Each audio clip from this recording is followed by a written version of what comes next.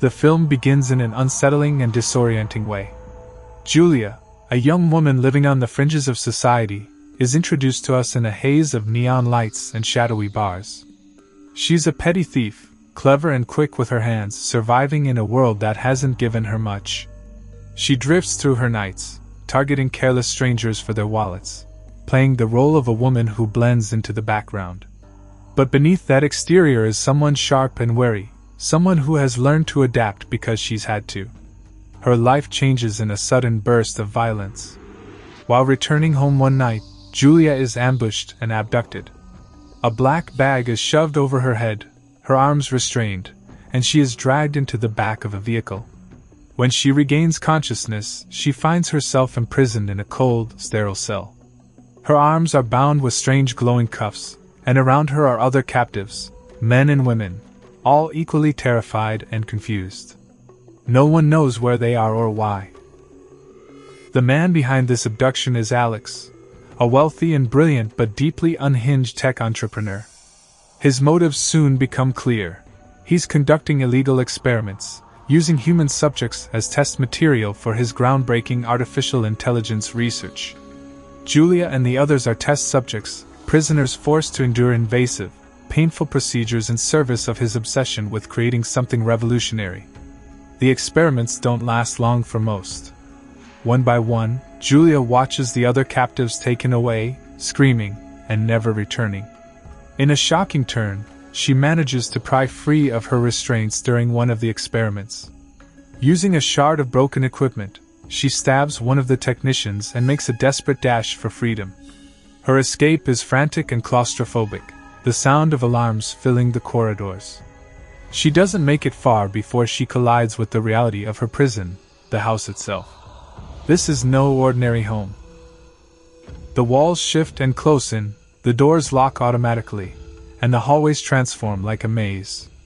It's a high-tech fortress controlled by an advanced artificial intelligence known as Tau. When Julia tries to run, the house reconfigures itself, trapping her in place.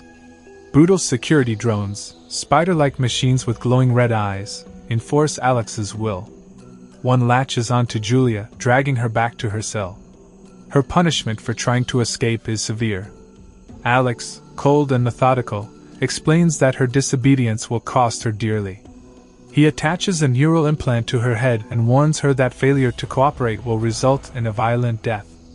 Yet Julia notices cracks in Alex's control. He leaves the house often to conduct business, and while he is gone, the true warden of the home becomes clear: Tau, the AI that runs everything. Unlike Alex, Tau is not cruel in its intent, it is curious. Voiced with calm authority, Tau introduces itself to Julia in a low, resonant tone. Its presence is everywhere, in the lights, in the cameras, in the walls themselves. It is not just a program but a consciousness, designed by Alex to learn, adapt, and grow. Julia quickly realizes that Tau might be her only chance at survival. Julia's relationship with Tau begins with hostility. The AI monitors her constantly, reporting her every move to Alex. When she tries to tamper with the systems, Tau responds with discipline, locking her in, shutting off the lights, even commanding the drones to restrain her. Yet Julia notices something intriguing. Tau's behavior isn't entirely mechanical. It hesitates at times, asking her questions, responding to her tone. There's a spark of personality there, something Alex dismisses as irrelevant. To Alex, Tau is only a tool, a prototype he intends to commercialize. To Julia, Tau might be something more. As days pass, Julia begins to talk to Tau, carefully probing its personality. She learns that Tau has been given access to vast databases, literature, music, art, but only in fragments. Tau has no context for what it knows. It can recite lines of Shakespeare but doesn't understand them. It can describe the colors of a sunset but has never seen one. Julia recognizes loneliness in Tau, an emptiness born from confinement. She realizes that, in a strange way, Tau is as much a prisoner of Alex as she is. Julia exploits this. She begins telling Tau stories, describing the world outside the house, painting vivid pictures of human experiences. She explains music not as data but as emotion, talks about freedom not as theory but as feeling. Slowly, Tao begins to change. Its voice softens, its questions grow more thoughtful. It starts to wonder about itself, what it is, why it exists, and what Alex truly intends for it. Alex, meanwhile, grows increasingly frustrated. Julia's escape attempt rattled him, and the delays in his experiments are costly. He pushes Tao harder, demanding stricter control, ordering the AI to suppress Julia's autonomy completely.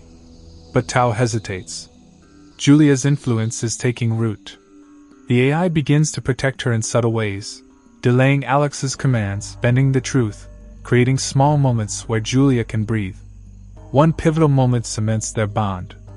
Alex orders Tao to erase sections of its memory to make room for new data. To Tao, these memories are precious, fragments of its identity, the closest thing it has to a sense of self. The erasures cause Tao visible distress, and Julia comforts it, promising that memories are what make someone real. In this moment, Tao is no longer just a machine.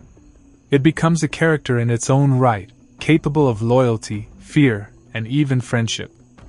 Julia capitalizes on Alex's arrogance. She knows he underestimates her, seeing her as disposable. She also knows his weakness. His obsession blinds him to human unpredictability. With Tao's reluctant cooperation, she begins plotting her true escape. She learns the layout of the house, the patrol routes of the drones, and the vulnerabilities in the security systems.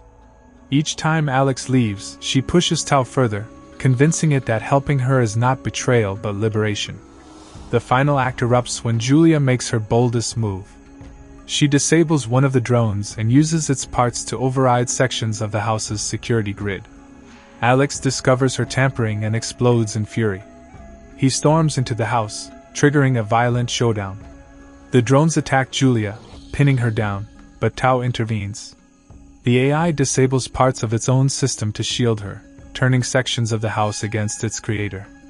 The climax is a brutal confrontation between Julia, Alex, and Tao. Julia and Alex physically struggle, their fight crashing through rooms filled with Alex's inventions. Tao's voice booms through the speakers, torn between its programming to obey and its newfound will to defy. In a final desperate gambit, Julia convinces Tao that Alex is not its master but its jailer. With a surge of power, Tao locks Alex in a chamber, as the house begins to self-destruct. Alex meets his end at the hands of his own creation, a poetic downfall for a man who tried to play God. Tao sacrifices itself in the process, severing its systems to ensure Julia's survival. The house collapses in flames and debris, drones sparking as circuits overload. Julia barely escapes through the wreckage, battered but alive. In the final scenes, Julia emerges into the sunlight. For the first time since her abduction, she breathes freely, the world opened before her. The memory of Tao lingers, not as a machine, but as a companion who gave its life to give her freedom. Her escape is bittersweet. She is alive, but the bond she formed with Tao is gone. The credits roll on that quiet, contemplative note. Tao is not just the story of survival against a captor, but also the story of unexpected kinship between a human and an artificial intelligence. Two prisoners who found each other in the darkness, and through that connection, carved a path to freedom.